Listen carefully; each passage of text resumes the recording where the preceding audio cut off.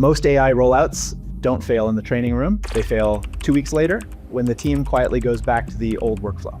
The team said yes to AI, leadership paid for the training, nobody pushed back, and still nothing actually changed. I used to think that was a tool problem.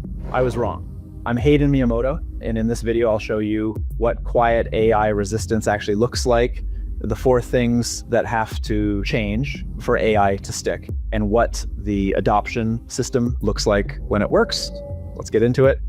First, the real look of resistance, and I'll warn you, it almost never looks like what you'd expect.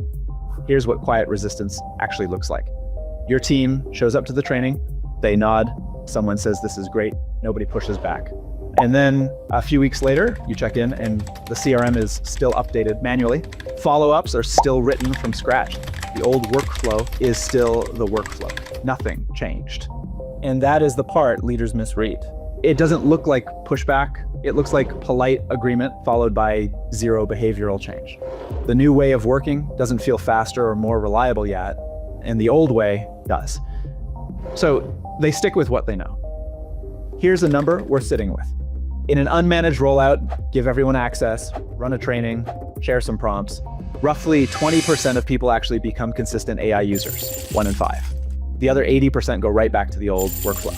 Not because they can't use AI, because nobody built the conditions that make switching worth it. And to be clear, that 20% still matters. If those people become real AI operators, one strong operator can create the output leverage of 2 to 5 people. That's real value. The problem is that isolated operator wins don't become a company-wide operating system. And what makes this expensive is how invisible it is. The tools are paid for, the training is done, but productivity doesn't move.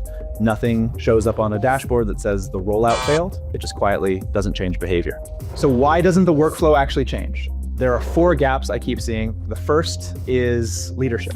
If the CEO and managers aren't using AI visibly, sharing what they're building with it, what it produced, what time it saved, the team gets the message that it's optional, even if policy says otherwise. The second gap is time. Active AI learning takes about 5 hours a week. If you don't carve that out explicitly, it just doesn't happen. People are already at capacity. The third gap is early wins. People need to see AI create something genuinely useful before they trust it. Without that moment, the tool stays experimental. And the fourth gap is standards. If your expectations around output don't change, neither does the behavior. You can adopt the tool and still run the exact same operating rhythm. So that's the problem. Now, what actually has to change? And here's where most leaders get it wrong. The 4 things that actually have to change, and none of them are the AI tool. The first 2 changes both have to happen at the top. The first one is visibility.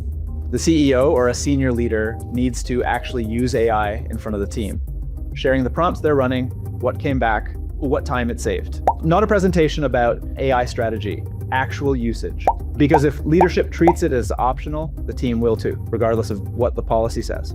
The second change is time. You need to carve out roughly 5 hours a week per person for active AI learning.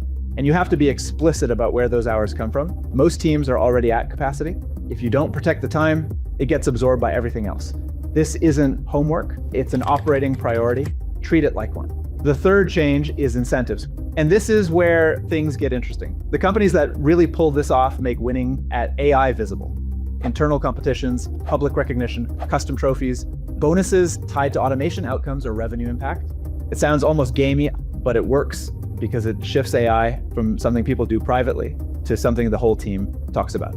The fourth change is standards. Some companies make it plain. This is how we work now, not a suggestion, the new baseline. And the part most leaders skip, if AI is genuinely collapsing the time required for certain tasks by 5 to 10 times, your expectations of output have to move with it. Otherwise, you've adopted the tool, but you haven't actually captured the value. Here's the thing I kept coming back to. The companies that get AI right don't have better tools or more technical teams. They have a better system. And once you see that, you start building it differently. Let me show you what that looks like, the adoption system and what it actually looks like when it works. Watch what happens when a company builds the adoption system instead of just rolling out the tool, scattered pieces, no structure, and then one component at a time, the machine takes shape. Leadership modeling, protected time, early wins, incentives, standards, each piece placed deliberately until the system runs on its own. So how do you actually build this? 3 things in order. First, build the master prompt for the role. In plain English, that means giving AI enough context to understand the company, the role, the customer, and what good output actually looks like. That's what turns it from a generic assistant into something that can produce useful work in your environment. Second, early wins. Get the team to build something real, a workflow, a template, a process draft, something they'd actually use tomorrow. Early wins build trust faster than any training session.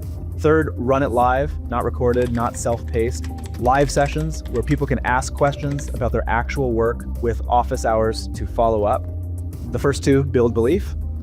The live format builds momentum. Let me give you one real example. A 60-person German company built a recognition structure around the rollout. Competitions, 5 trophies, live training, real visibility into who was winning at AI. It was run as a 6-month enablement program with weekly live sessions, weekly office hours, and a 3rd weekly session in German so the whole team could stay in the work instead of falling behind the rollout. At week 8, all 60 people were still actively engaged. Not 40, not 50, all of them. You do not see that in an unmanaged rollout. The CEO was highly visible in month 1. Then he stepped back and the system kept running. That's the point. The win wasn't enthusiasm. The win was behavior change that held after leadership stopped forcing it. The lesson, AI adoption isn't a tooling problem. It's a leadership, time, incentive, and standards problem. Build the system and the adoption follows. Before you do anything else, pick one recurring task your team still does manually, a follow-up email, an onboarding doc, a meeting brief. Use AI to build the first reusable version of it, a process, a template, a checklist. That's the first early win.